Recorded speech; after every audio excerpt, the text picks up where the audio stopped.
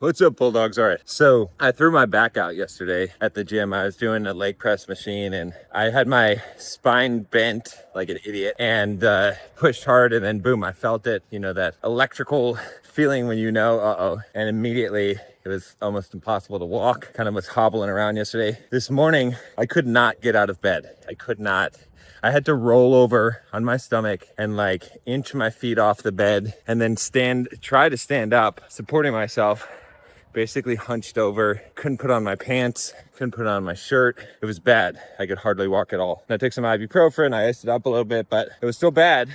But hey, I'm doing 75 hard, so I just finished my 10-mile run for today. It wasn't fast, and when I first started out, I could hardly run. I could hardly walk. I was hunched over. I was just barely stepping. But by the time I got a couple miles in, things started to loosen up. And, I'm still in pain. Every step hurt the entire way, but I made it. Now, you might say already, I see it in the comments, John, you're an idiot. Why would you do this? Why would you risk hurting yourself? Did I tell you I was doing 75 hard? I'm not starting over, Not only that, I didn't have to run 10 miles. I had to do 45-minute outdoor workout, but today's my long run day. It's Sunday. So why would I do this, right? Am I just dumb? Am I just pig-headed? Shouldn't I just rest? No, man, no.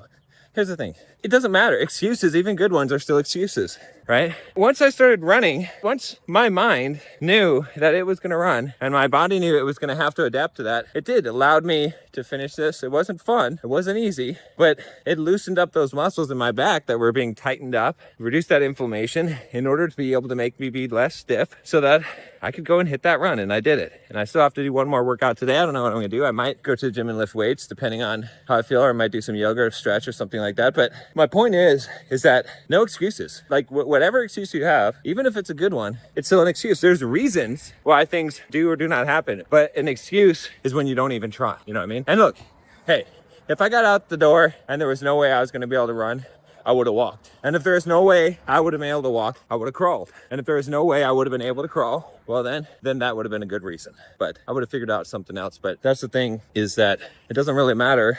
Most of the time you're giving up without even trying. And, you might say, well, I don't know if that's true, but hey, look, like I said, I could hardly get out of bed this morning. What's your excuse? I was in excruciating pain. I couldn't even straighten up, right? I'm standing up tall now. Still hurts every step. And yeah, don't even make excuses for me, because I know it. I see it in the comments. John, you're gonna hurt yourself. Is it worth it? Fuck you, man. Like, seriously. The reason why you're leaving that comment, or you're about to, is because you're a fucking pussy, right? That because you want me to be a pussy so that you can feel good about being a pussy. Now, again, I'm saying this with love, man. I love you. That's why I'm saying this stuff to you. Not because I'm trying to discourage you or make you feel bad or be an asshole. It's because I love you. It's because this is the love that I need myself, is to stop making excuses. Because there's been times in my life where I've allowed excuses. It could have been easy today for me to say in multiple people, I called my dad on the run. He's like, what are you doing? And I'm like, hey, I'm going to do this because I committed to this, because it's 75 hard, because it's Sunday, it's my long run day. But yeah, that's how it is. So don't let excuses stop you. Nothing stop you. And I think there's even some kind of just crazy healing that happened. Conventional wisdom says when you blow out your back, when you tweak your back, to rest. Give it some rest. Ice it and rest it. Well, how do you fucking explain this? How do you fucking explain that I was able to run 10 miles and now I feel better, right? How do you explain that? I don't know. Maybe conventional wisdom isn't right. Maybe you got to I'm not saying you should push through every injury and hurt yourself more. Don't get me wrong. But as an athlete in life, you're always going to be injured. You're always going to play injured, right? I think in War of Art, I think Stephen Pressfield says that. I think he says that athletes always play injured. So if you're waiting for the right time, whatever your excuse is, it's never going to come.